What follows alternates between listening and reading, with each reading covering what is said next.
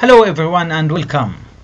Today in this chapter 6, Clinical Nutritional Genomics, we are diving into a field that is revolutionizing how we think about health and diet.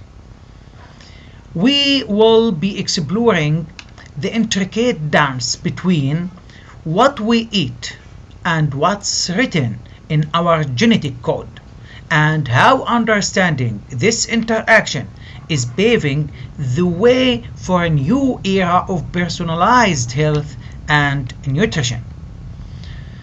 So, in this lecture, I will cover the four sections. The first, genetic and genomic fundamentals. The second, modes of inheritance. And third, genetic variation, inheritance, and disease. And finally, we will talk about nutritional genomics and chronic disease. So, section 1, genetic and genomic fundamentals. So, we will start by imaging a future of precision health. This future where health care is not a one-size-fits-all approach, but is instead tailored specifically to you as an individual. This comprehensive approach looks at multiple factors: your unique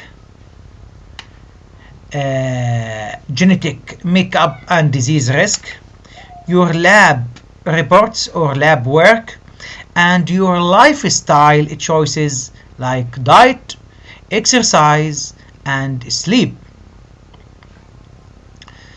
By combining all of this information, we can develop effective and personalized intervention to either restore health or prevent disease from ever taking hold. So, to fully appreciate this vision, we first need to understand the fundamental relationships between our genes, our environment, and our health. So, gene, environment, and health. Health is a continuum between wellness and illness. So, think of health as a spectrum from complete wellness to illness. So, our genes give us our unique susceptibility to where we might land on that spectrum. But there is the crucial part. While our genes loaded our gun, our environment pulls the trigger. So things like our diet and lifestyle choices are powerful environmental factors that determine whether the genetic susceptibility actually translates into disease. This is the core what we are talking about today. So, nutritional genomics is the scientific study of these very interactions, how genes, how diets, and how lifestyle all come together to influence our health. So before we go any further, let's clarify the key difference between two terms you will hear a lot: genetics and genomics. So genetics versus genomics fundamental. Think of it this way: genetics, the scientific of hereditary, but genomics, on the other hand, is the study of entire first, the full set of gene or the genome.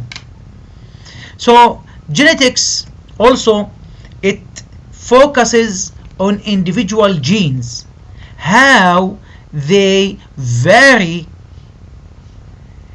and how they are passed down. So historically, this field, the genetic field, this field was all about single gene diseases like cystic fibrosis. On the other hand, genomics, it's much broader view that looks at how all of these genes interact with each other and with the environment. So this is why genomics is so vital for understanding complex chronic disease like heart disease and diabetes, which involves many genes and environmental factors. The Human Genome Project, HGB. This is an international effort that began in 1990 with the goal of mapping every single one of the 3 billion nucleotides in a human DNA. It's a key goal where to create complete catalog of every human genes, identify genetic changes linked to disease risk, and understand how our environment influences our genes. So the project's completion in 2003 was a landmark moment that truly opened the doors to the era of precision health. So to understand the details of this project and what followed, we first need a quick refresher on the fundamental molecules of the live deoxyribonucleic acid, or DNA. So, at the most basic level, our genetic information is stored in the DNA, or deoxyribonucleic acid. DNA is a beautiful double helix structure made of the two strands. These strands, the two strands, are composed of repeating units called nucleotides. Each nucleotide contain sugar, phosphate, and one of the four nitrogenous bases: adenine, thymine, guanine, or cytosine. So the specific order or sequence of these bases is what makes up our unique genetic code known as our genotype. So let's take a look of the figure to visualize this a bit better.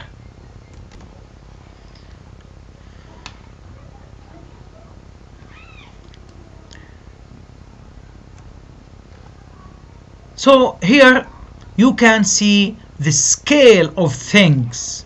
Our bodies are made up of trillions of cells. Inside the nucleus of each one of those cells, there are 46 human chromosomes. And within those chromosomes, there are 3 billion DNA subunits. The adenine, thymine, guanine, or cytosine we just talked about. So this incredible amount of information contains approximately 25,000 of genes, which are the blueprint for all of the proteins that make our bodies function. So now, how does a cell make an exact copy of all of that information when it needs to divide? That happens through a process called DNA replication. So in this figure, the DNA replication, that shows a process that happens constantly in our bodies. Before a cell can divide, it needs to make an exact copy of its DNA. So this double helix unwind, and each of the two strands serve as a template for a new strand to be synthesized. This happens according to the very strict base bearing rules. So adenine, very strict base bearing rules. So adenine always bears with thymine, and cytosine always bear with guanine. So this ensures that when the process is complete, you have two identical DNA molecules. DNA replication prior to cell division: each time a cell divides into two daughter cells, its full genome is duplicated. For human and other complex organisms, this duplication occurs in the nucleus. So during the cell division in the deoxyribonucleic acid, the DNA molecules unwinds and the weak bond between the base pairs break, allowing the strand to separate. So each strand directs the synthesis of the complementary new strand with the free nucleotides matching up with their complementary bases on each of the separated strands. So each daughter cell received one old and one new DNA strand. So this minimizes the incidence of the error that called mutations, so that may greatly affect the resulting organisms or its offspring. Once we have the DNA, how does the cell read the information and turn it into something useful like a protein? This is called gene expression. Sorry.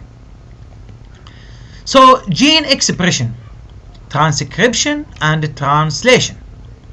This two-step process of converting the information in our DNA into the functional protein. The first step is a transcription and the second is a translation. The transcription, which happens in the cell's nucleus, while transcription, which happens in the cytoplasm. In the transcription, a segment of DNA is copied into a molecule called messenger RNA. So think of this as making a working copy of the blueprint. While in the translation, the cell's machinery read the messenger RNA and uses that code to assemble a specific chain of amino acids which will fold into a protein. So let's zoom in on that code for a moment. So protein are the workhorses of these cells and they are made up of amino acids. Within the gene, the DNA sequence is arrayed in chunks of 3 bases. Each 3 base sequence is called codon, like here, CGT. This is 3 sequence or 3 base sequence. TCT, CTA, TTA, ACA. So each of these codons act as a specific instruction telling the cells which amino acids to add next to build the protein chain. For example, the codon CTA always codes for the amino acids aspartic acids. So it's a universal genetic language. So all living organisms are composed largely of a protein. Proteins are large complex molecules made up of long chain of the subunit called amino acids. So about 25 different kinds of amino acids are usually found in proteins. Within the gene, each specific sequence of 3 DNA base codons directly the cell protein synthesizing machinery to add specific amino acids. For example, the base sequence ATG codes for the amino acids methionine. Because the 3 bases codes of 1 amino acids, the protein coded by an average size gene about 3,000 base pairs contain 1,000 amino acids. So the genetic code is thus a series of codons that specify which amino acids are required to make up a specific protein. So the Human Genome Project did not just give us a map of our genes, it also launched a new wave of scientific disciplines collectively known as the omics. So the omics disciplines. The completion of the Human Genome Project paved the way for several new scientific disciplines, often referred to as omics. We have already discussed genomics, the study of the entire genome. Transcriptomic is the study of all transcriptomics, the study of all the RNA molecules made from those genes. Proteomics, the study of protein, their function and their modification. Then you have metabolomics. Metabolomics, which looks at all the small molecules involved in our metabolism. And finally, microbiomics. Microbiomics is the study of the microbes that lives in and on our bodies, like the bacteria in our gut. All of these fields are interconnected and help us get complete picture of the individual's biology. So this leads us to fascinating concepts. The body doesn't just produce a protein from every gene all the time. There is a complex system that regulates where genes are turned on or turned off.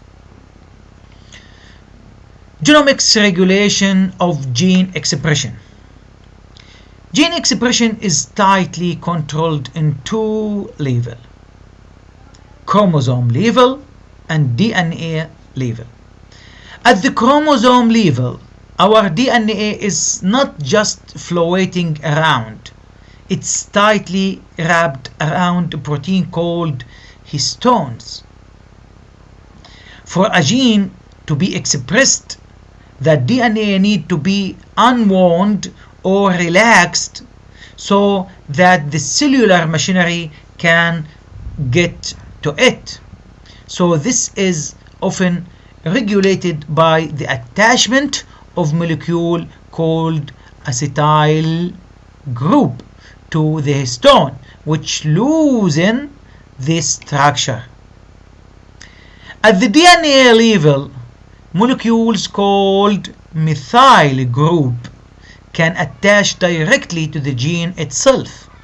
When these methyl groups attach to specific region called a promoter, they can physically block the transcription from happening, essentially silencing the gene. This concept of gene regulation by chemical tags is a central part of the field called epigenetic, which we will look at the next. So this figure, the epigenetic regulation, this figure nicely illustrates the concept of epigenetic regulation. So in the left, you can see how the DNA is tightly coiled around the histone. And making the gene inaccessible. In this state, the gene is effectively turned off. On the right hand, the chemical tags have been added to the histone, causing them to loosen their grip on the DNA.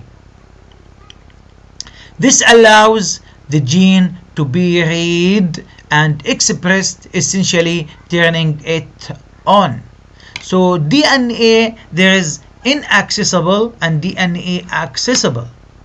DNA inaccessible, when DNA is tightly wound, the gene is turned off, while DNA accessible, when chemical tags cause the histone to loosen its grip on DNA, the gene is turned on.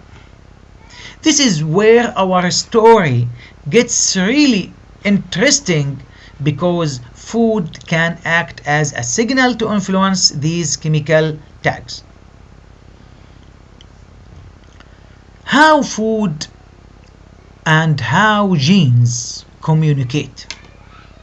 This is one of the most exciting aspects of the nutritional genomics.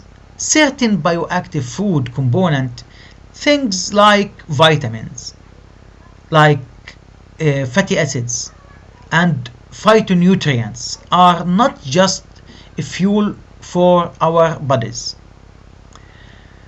They can also act as a signal that tell our genes what to do. These molecules can bind to specialized proteins called transcription factors, which act as a master regulators. This entire complex can then travel and bind to a specific region of the gene, turning it on or turning it off.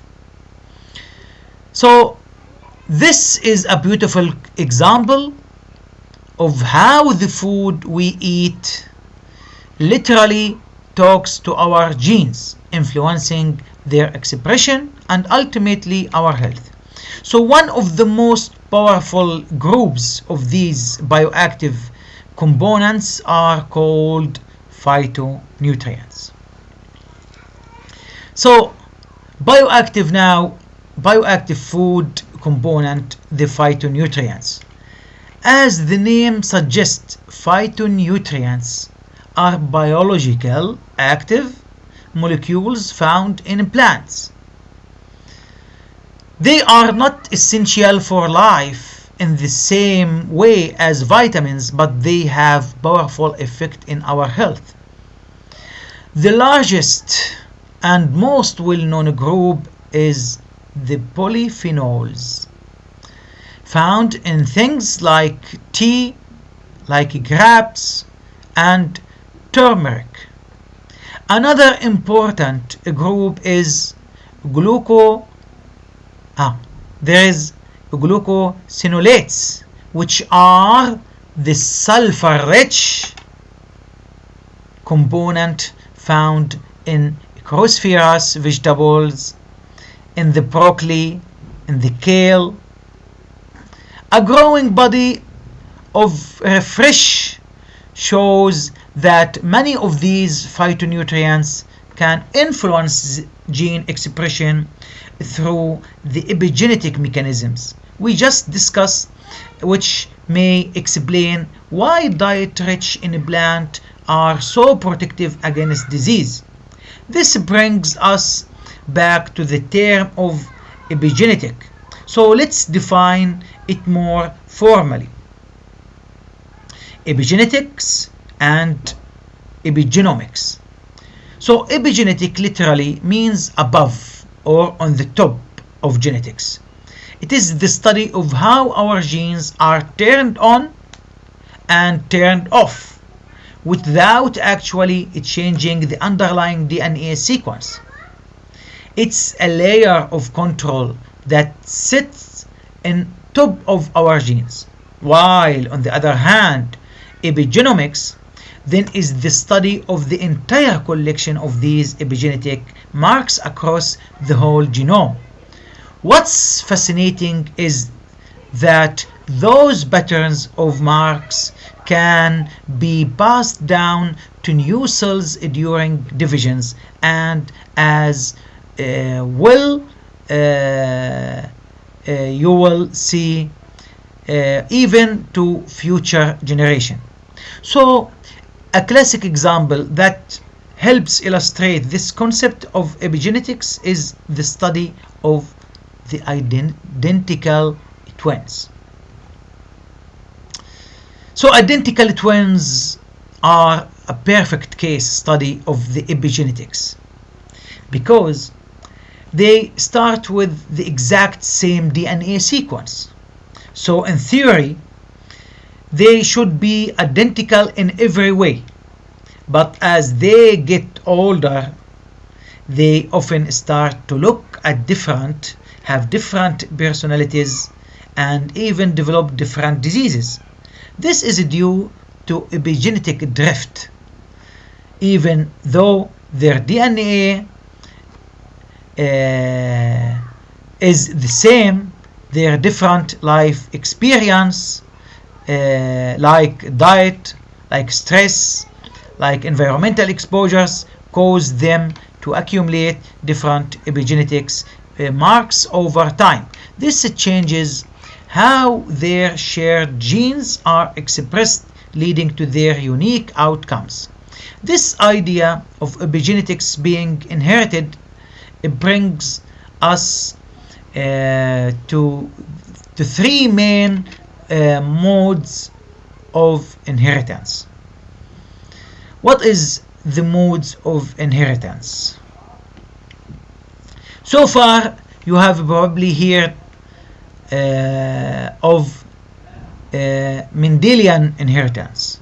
This is the classic kind of inheritance we learn about in high school or in preparatory school, where the traits are passed down in predictable patterns. There is also mitochondrial inheritance, which is a type of non-Mendelian inheritance where the traits are passed down exclusively from the mother because mitochondria in the egg are passed on the child.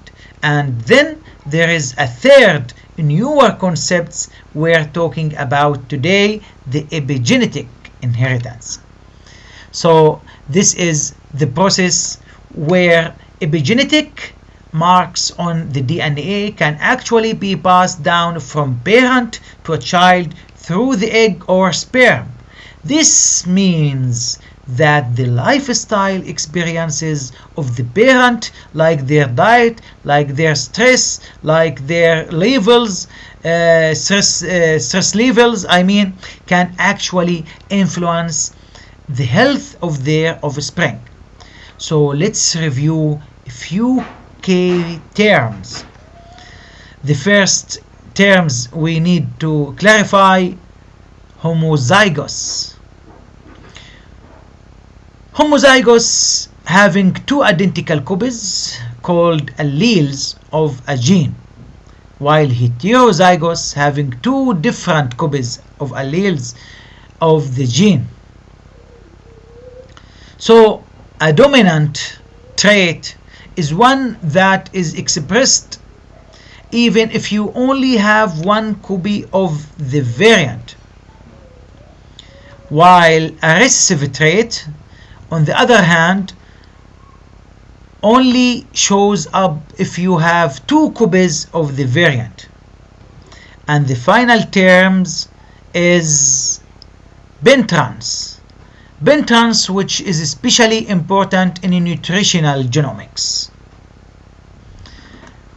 So it's the idea that just because you have a gene variant associated with the disease doesn't mean you will actually develop that disease. So your lifestyle and your diet play a huge role in whether that gene is expressed. To show you powerful example of epigenetic inheritance, let's look at the groundbreaking study on mice. So this study is called Agouti mouse study. Agouti mouse study is the powerful visual example of epigenetic inheritance. These mice are genetically identical yet they can have dramatically different coat color from yellow to brown depending on whether the agouti gene is silenced. In this study, a pregnant yellow mice were given a diet rich in methyl donating nutrient like folate and vitamin B12. The result, their offspring were mostly brown. The diet didn't change the gene itself, it simply added methyl tag to epigenetically silence the gene for the yellow coat, and here is the kicker. This effect was heritable and passed on the next generation, proving that the mother's diet can literally change the genes of her offspring and even her grandchildren. So, and this is not just an animal phenomenon. We have human evidence from a tragic historical event called the Dutch famine. The Dutch famine provides a human proof of the same concept. Researchers studied the adult offspring of women who were pregnant during the severe famine in Netherlands in 1945 to 1940, from 1945 to 1945, 1944 to 1945, during the famine in Netherlands. So adult offspring showed elevated rates of cardiovascular disease, elevated rates in obesity, elevated rates in cognitive decline, even though they were born into a period of abundance. So the specific health outcomes were linked or were correlated to which trimester the mother experienced starvation. So this study powerfully demonstrates how mothers' nutrition or lack thereof can leave an epigenetic mark on developing the fetus that can impact their health of their entire life. Now let us talk about another fascinating epigenetic process called the genomic imprinting. For the vast majority of our genes, we inherit two working copies, one from our mother and one from our father. But there is a fascinating exception to this rule called genomic imprinting. With imprinted genes, one of the two copies is epigenetically silenced, meaning it's turned off in a parent of origin specific way. For some gene, only the mother's active or only the mother's copy is active, and for the others only the father copy is active. This is a normal and necessary process for the healthy growth and development. However, when this process goes wrong, it can lead to some well-known genetic syndrome. Genomic imprinting. For the vast majority of our genes, we inherit two working copies, one from our mother and one from our father. But there is a fascinating exception to this rule called genomic imprinting.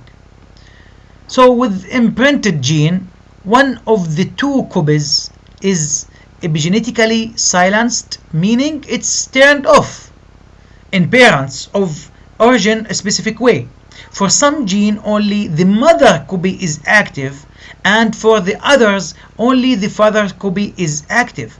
This is a normal and necessary process for healthy growth and development. However, When this process goes wrong, it can lead to some well-known genetic syndrome. So, genomic imprinting syndromes. Two classic examples of disorders caused by imprinting are Prader-Willi and Angelman syndrome. So both of these disorders involve a deletion of the same chromosome, chromosome 15. However, the specific syndrome of a child developed depends on which parent the deletion is inherited from. A Prader-Willi syndromes, the deletion is from the father, while Angelman syndrome, the deletion is inherited from the mother. So in Prader-Willi syndrome, the deletion is from the father because the mother's copy of the critical gene in that region is normally imprinted and silenced. There is no active copy left, leading to the syndrome. While in Angelman syndrome, as mentioned before, the deletion is from the mother.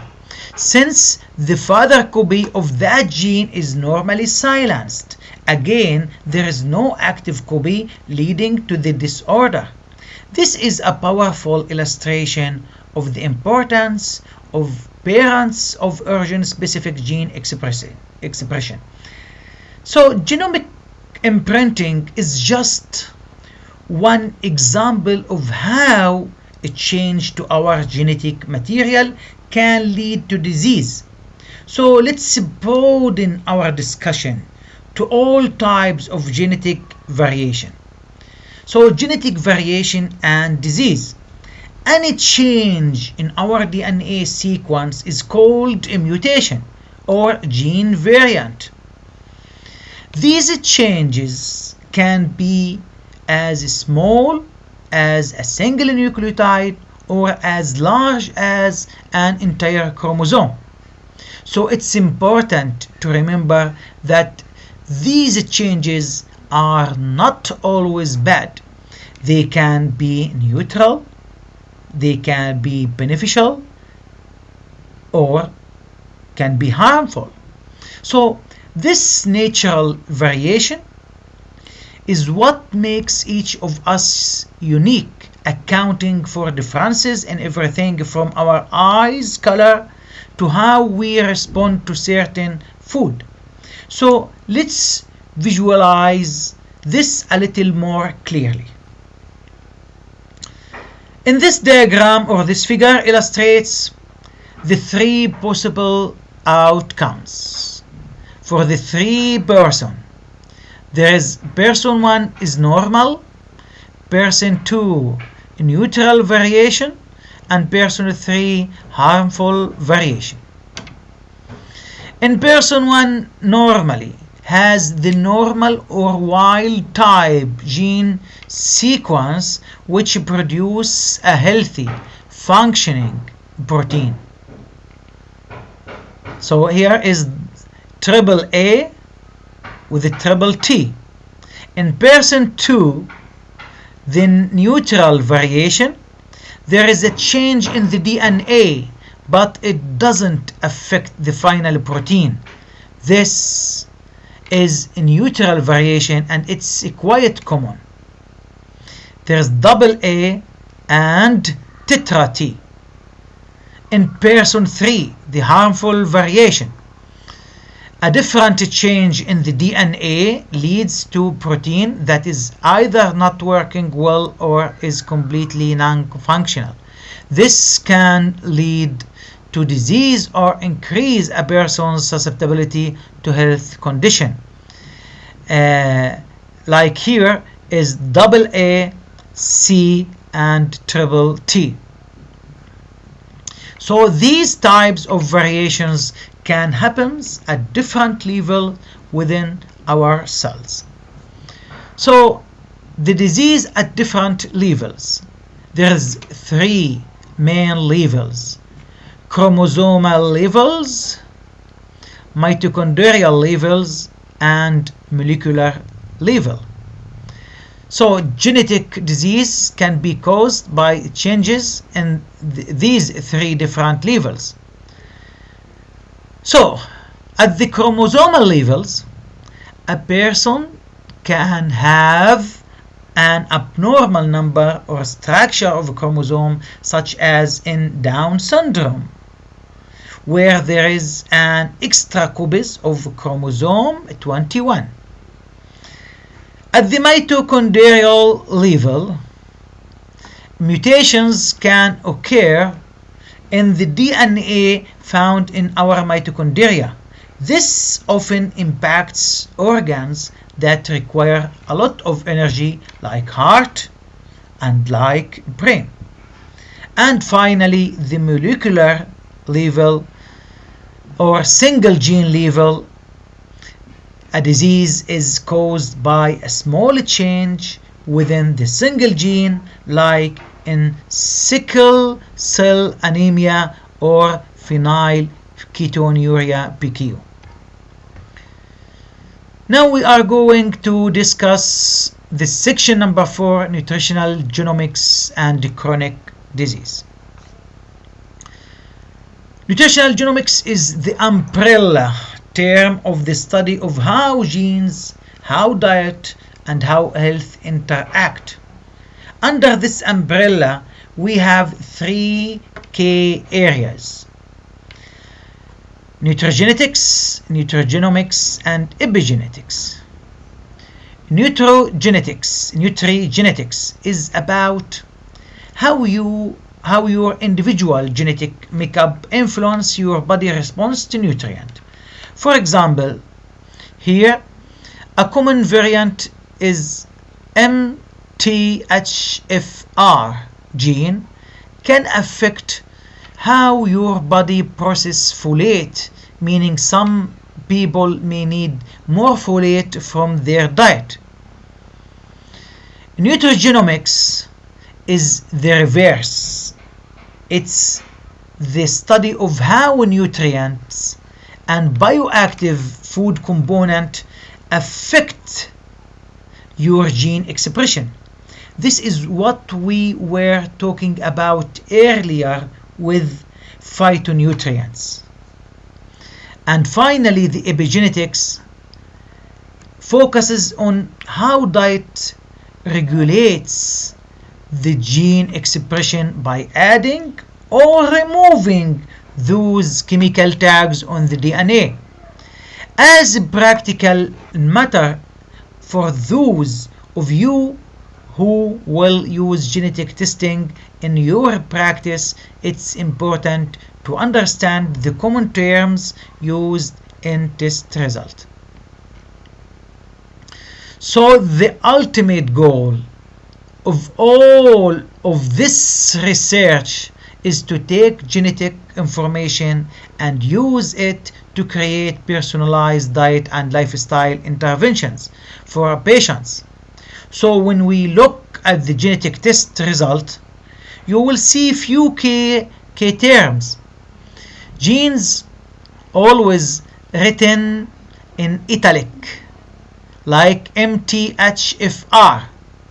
Gene variant are often described by their position and the nucleotide change, like C677T. You may also see the RS number, which is a unique identification number of a specific single gene's nucleotide polymorphism, SNP. And finally, the genotype will be listed, telling you if the person is homozygous, CC, or TT, or heterozygous, CT. The genetic testing also brings up important ethical, legal, and social implications that we need to be aware of.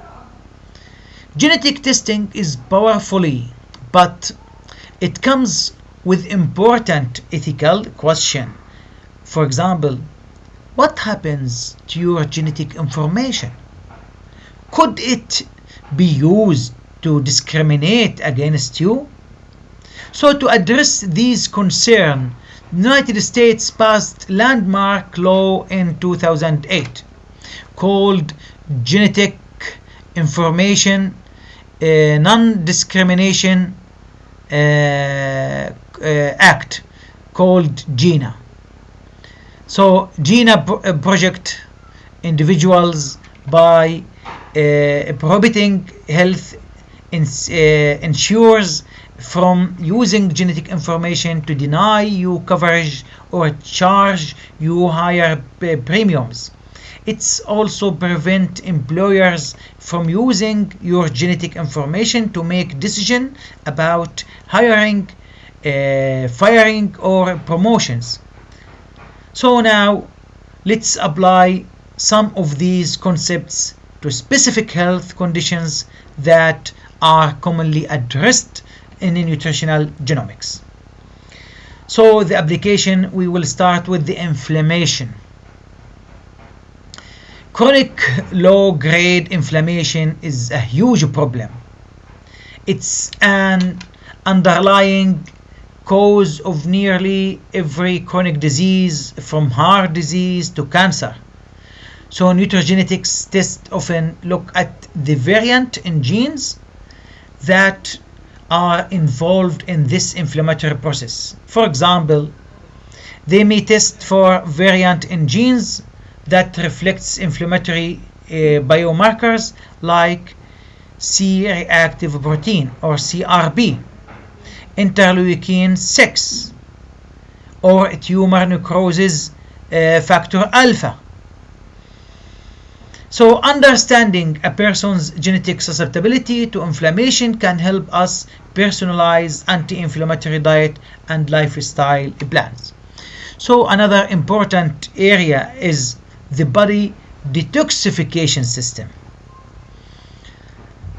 In this application, biotransformation, often called detoxification, is our body's way of converting toxins, converting drugs and other compounds into forms that can be safely excreted. It happens in two main phases. The phase 1, activation phase, primarily run by a group of enzymes called cytochromes P450 or CYP. Phase 2 is the conjugation phase, where the compounds are made water soluble so they can be eliminated from the body, often by enzymes like glutathione S transferase. Variant in CYP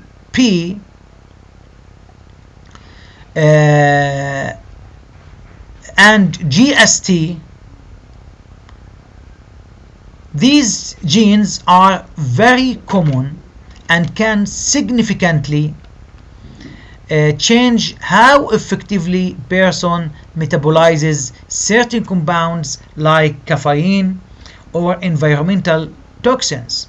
So let's turn to one of the most significant health challenges we face: cancer. The application cancer, the development of cancer is strongly linked to epigenetic changes. It's a delicate balance. We have oncogenes which promote tumors, and these are normally silenced by epigenetic marks.